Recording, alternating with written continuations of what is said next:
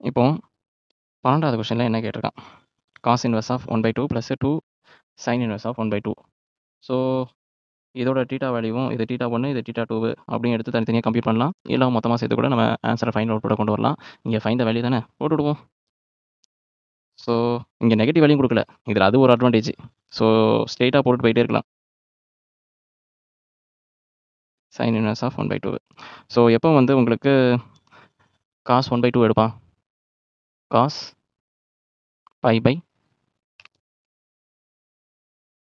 எப்போ வந்து உங்களுக்கு காஸ் 1/2 எடுப்பான்? காஸ் π/3ல வந்து உங்களுக்கு 1/2 எடுப்பான்.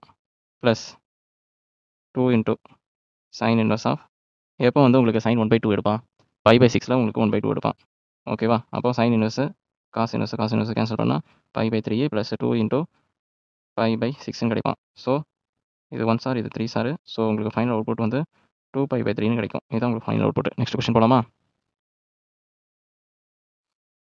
இருக்கிறதுலே 13வது கொஸ்டின் ரொம்ப ரொம்ப ஈஸி. என்ன கொடுத்துருக்கான்? இஃப்